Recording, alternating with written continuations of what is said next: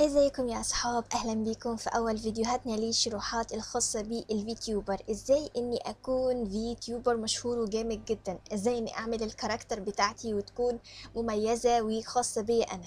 فاهلا بيكم في اول فيديوهاتنا الخاصة ببرنامج فيترويد، هو البرنامج الرسمي المجاني الوحيد اللي يساعدنا ان احنا نعمل شخصيات انمي حصرية. يعني مفيش حد عملها قبل كده خالص نهائيا، انت اول حد انك تعملها.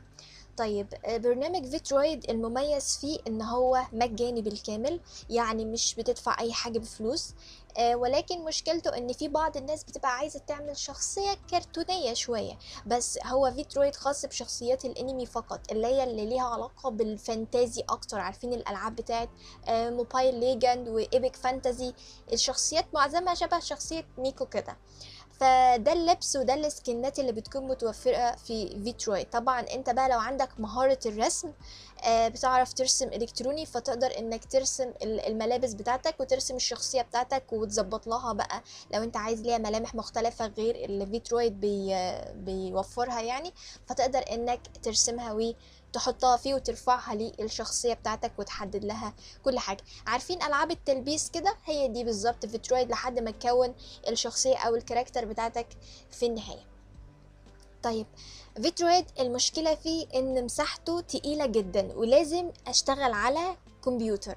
يعني ممكن اللابتوب يبقى صعب بالنسبة لك شوية، ده عن طريق تجربة. فيترويد مساحته تقريبا من 200 ميجا ل 300 ميجا، ده كمساحة، لكنه بياخد وقت لتحميل السكنات والحاجات اللي جواه. فممكن يعني تقعد عشان تعمل كاركتر واحد لو انت شغال بلابتوب ضعيف نوعا ما، ممكن تاخد من ساعتين لثلاث ساعات عشان تعمل كاركتر واحدة، لأنه تقيل جدا وبيعقد بطريقة صعبة جدا يعني فوق ما تتخيلها. فيفضل ان يكون عندك بي سي يكون قوي شوية عشان يقدر يستحمل برنامج فيترويد و اعمل عليه الكاركتر بتاعتك. طيب لو انا مش عندي بي سي او مش عندي حاجه زي دي، لو في اي مكان او اي صديق تقدر تروح عنده انك تعمل بس الكاركتر بتاعتك عنده، لان انت بتعمل الكاركتر وخلاص بتثبتها. انا عملتها خلاص، انا هو ده احتياج الفيترويد، ما عادش محتاجه تاني. انا خلاص كده عملت شخصيه ميكو وخلاص بقيت معي، بقيت برفعها على كل البرامج اللي هستخدمها بعد كده ان هي تعمل بث مباشر. فانا ما عادش محتاج خلاص فيترويد، مجرد اني بعمل الشخصيه بتاعتي وبنتهي الموضوع.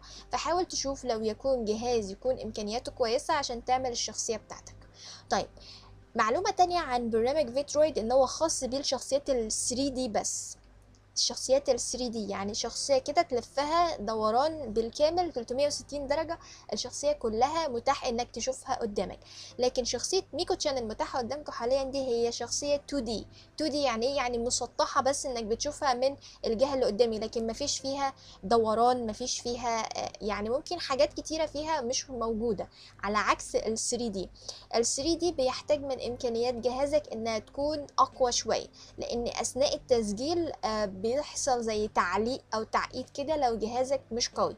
لكن في ال 2D زي ما ميكو تشان قدامكم حاليا مش في مشاكل كتير قوي، يعني انتوا شايفين ان الحركة سلسة نوعا ما بامكانيات جهاز اي كور 5، يعني تقريبا جيل رابع، والبروسيس عادي، امكانيات عادية.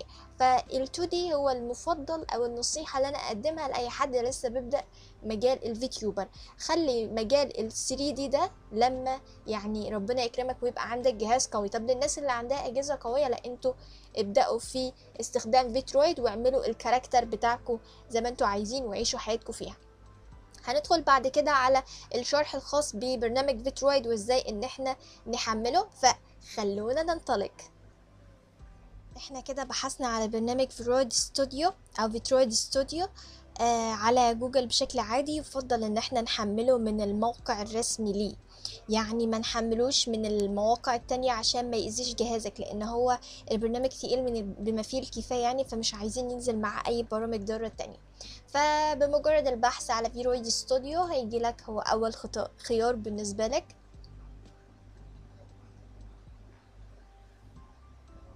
ننتظر الموقع يفتح. طبعا الموقع فيه تعليمات كتيرة ل ازاي تستخدم فيرودي ستوديو، وازاي انك تعمل الكاركتر بتاعتك. شايفين اهو 3D كاركتر زي ما نصحنا وقلنا ان متاح بس للناس اللي جهازها يقدر يستحمل يعمل كاركتر 3D. طيب مش هتستحمل، يعني حاول انك تعمل السكنات بتاعتك وتجهزها وتعينها عندك في ملفات. طيب هو ده كده الواجهة بتاعته، متاح للويندوز ومتاح للماك، وبإمكانك تحمله من على موقع ستيم. يفضل بصراحة انك تحمله من على ستيم، لان ستيم كويس في الالعاب، ببقى ضامن قوي ان الحاجة اللي جاية كويسة. او لو انت عندك بقى ايفون فهو متاح ليك اللي هو الاب ستور. دي احد الشخصيات المعمولة بيه، تحسها ثلاثية كده. لو اخدت بالكم من ميكو هتحس ان ميكو 2D قوي في نفسها، لكن هنا لا، تحسها ان هي 3D اكتر، وفي تحرك، وجسمها بتلف 360 درجة، والملابس بتاعتها مختلفة، في سكنات كتيرة. فالموقع بالنسبة لنا يعني كويس، بيشرح طريقة التعامل. انت اول ما بتفتح البرنامج بيجي لك الشخصية، تحدد اذا كانت هي تبقى بنت ولا ولد، بتحدد الكاركتر بتاعتك، وبتبدأ تدخل بقى على الاعداد. اول ما بتفتح البرنامج بيجي لك الواجهة دي، وبيجي لك الشخصية بتاعتك لسه ملامحها مفيش فيها اي حاجة. بتبدأ بقى انك تحدد الفيس بتاعها، عايز الفيس يكون شكله ايه، تحدد الهير ستايل بتاعها، الشكل بتاع الشعر، الجسم، الاوتفيت، الملابس. وفي جوه الستايل هنا هتلاقي فيه اختيارات تانية، انك تحدد لون عينيها، انك مناخيرها، شفايفها، الرموش، الحاجات دي كلها. تتحكم في الالوان بتاعه الشعر، حتى غرة الشعر كمان ممكن يبقى شعرها طويل من بره، شعرها قصير من قدام، وهكذا. انت ليك مطلق الحرية تخترع الشخصيات زي ما انت عايز. يعني مستحيل يتصادف مع حد ان انت عامل كاركتر زي ما هو عامل بالظبط. فانت كده بتكون الشخصية حصرية بالنسبة لك. هنا دي شخصية بتتحكم فيها كمان في درجة بشرتها، اللون، وفي الملابس، وفي كل حاجة. ملابس بكل الانواع. طبعا دي شخصيات للاولاد لو في اولاد بيتفرجوا علينا، فلو حابين برضو ان هم يعملوا الشخصيه بتاعتهم، برضو في ملابس للاولاد، في ازاي انك تخلي الشخصيه بتاعتك تكون جديده وحصريه. ده كمان، ده طريقة كمان. بيقول ان في الناس اللي بتعرف ترسم، بس انا بصراحة ما بعرفش ارسم، فبالله بعرف يرسموا الكتروني، بيرفعوا الرسومات بتاعتهم فيه، وبيبدأوا ان هم يعملوا الكاركتر بتاعتهم. يعني هو متاح فيه باد صفحة ترسم فيها، مثلا انا هرسم العينين فمتاح لك ترسم العينين، وهكذا، وبتترفع عليه. لكن انا ما عنديش خبرة في الرسم ده، يعني هو احنا بنستخدمه عشان ان احنا يسهل علينا فكرة الرسم، مش لازم ابقى رسام عشان خاطر اعمل الشخصية بتاعتي. كمان ده للناس اللي عايزة ترسم العينين. شايفين القلم هنا بيبقى فيه باد ذات نفسه، بتحدد كده العينين وبتعيد رسمها مرة تانية لو انت عايز تعملك شخصية مختلفة. ده ملابس موجودة فيها دايما، كلها معظمها ملابس اللي هي بتاعت الفانتازي والحاجات دي، وكلها فريلي ممكن تستخدمها عادي، مفيش فيها مشكلة. دي معظم الشخصيات او الكاركتر الناس اللي استخدمتها عملتها بقى، حطت لها باك جراوند خاصة بالفيتيوبر، واخدت سكرين شوت معاها. يعني انت ممكن تعمل لك شخصية افتراضية من البداية بامكانيات بسيطة جدا بالشخصيات اللي انت عارفها. يعني اكتر من كده يعني خلاص، يعني انت كده بريح عليك بمعنى اصح.